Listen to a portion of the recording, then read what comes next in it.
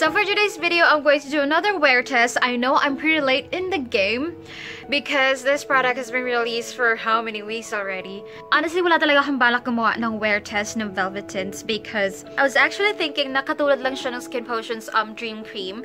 Kasi diba, you can use it for your eyes, your cheeks, and your lips. So I was thinking, oh, I think it has the same, consistency. Kaya lang, nakita ko kasi yung Colourette TV on YouTube. They did a wear test video.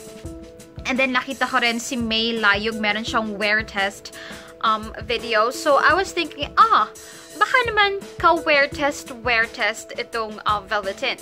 Because I've already mentioned in my previous video na I don't do wear test ng lip products na, alam mo yun, hindi naman talaga ka-wear test.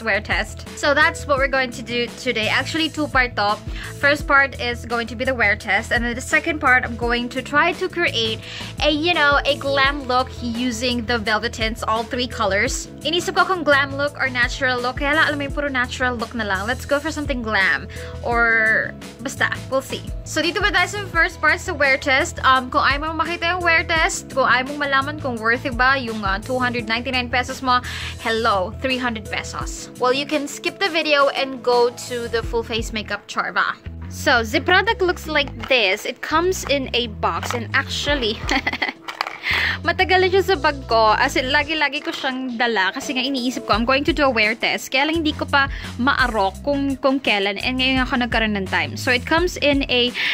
It's a cute box. Okay, it's a cute box, in fairness. I just, nasira lang siya sa loob. And the product looks like this. Actually pretty... It's small.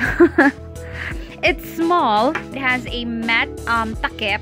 And it's just so simple. Ayan, the Colourette name. And then below is the shade name.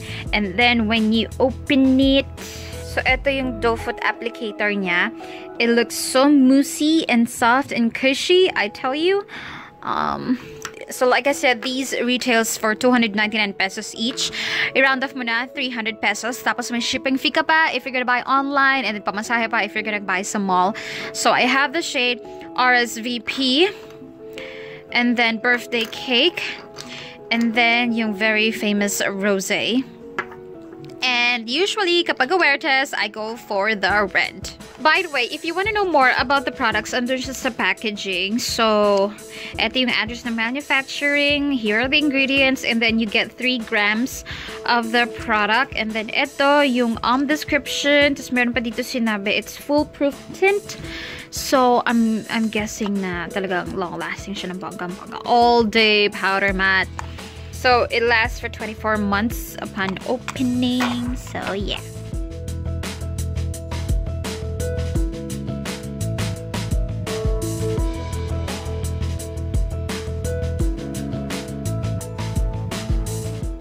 AJ, say hi. Okay, guys. So, eto na yung, whatchamacallit, Colourette Velvetint on my lips in the shade RSVP, and I think I can give you my initial thoughts na regarding the formula because it is so lightweight, it is so cloudy, it is so moussey.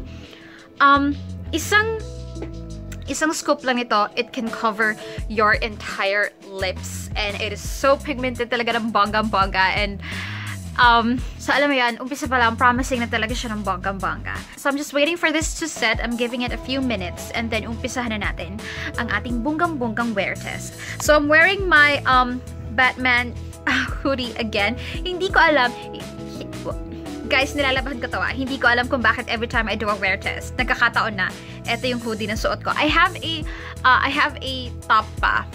Eh, malamig kasi dito sa ABS. So, hindi pwedeng pumunta ka dito ng walang hoodie or jacket or whatever. Okay, pasundot na lang, guys. I think it's very comparable. Nagiging judgmental ako, pero hindi ko sure na it's going to be like the other liquid lipstick that we use na. Katulad ng L'Oreal o kaya ng Maybelline. Alam mo yun. I don't think it's going to last as long as those did. Pero I think this is very comparable dun sa BLK back to the 90s. Lip mousse. Kasi medyo pareha sila na consistency. And then yun kasi, it did last long, but, not as long as yung L'Oreal and Maybelline. So, we'll see. You know what? Let's go get the rosé and use it on my cheeks.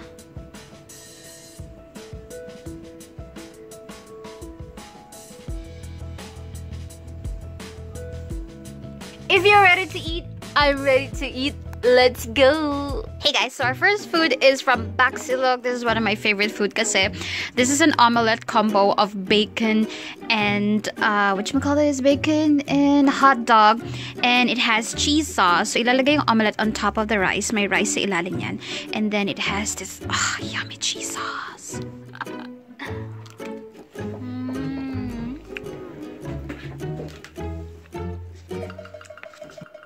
Bakit?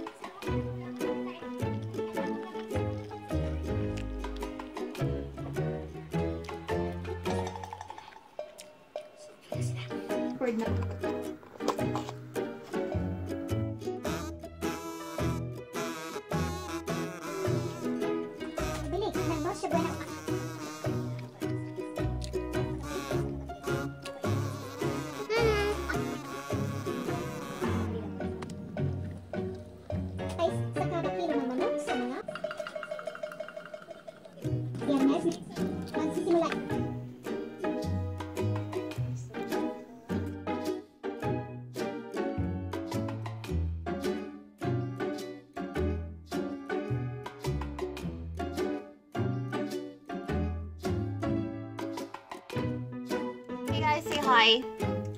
Annyeong! I'm doing a wear test on the lippy and I just want to include you guys. This is wear test. Really? Yeah, on this lippy. Nah!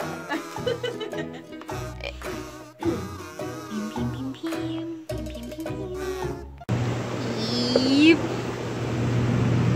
Yep.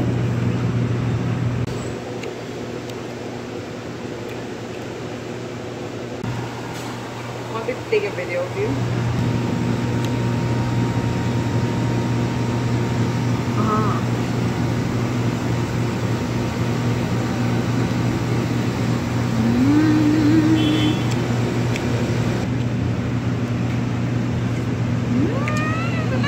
Thank you.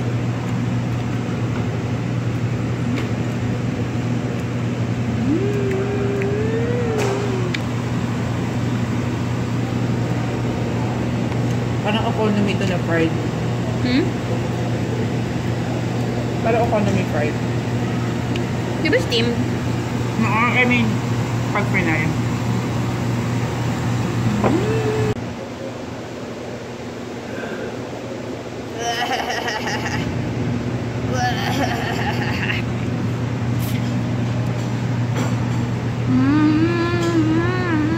Malaki na in-improve.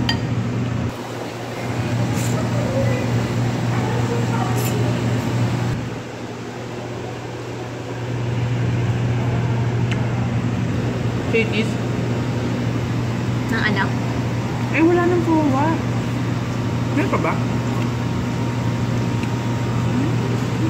Ito. I like it. Try mo na yung milk tea ulit doon sa mga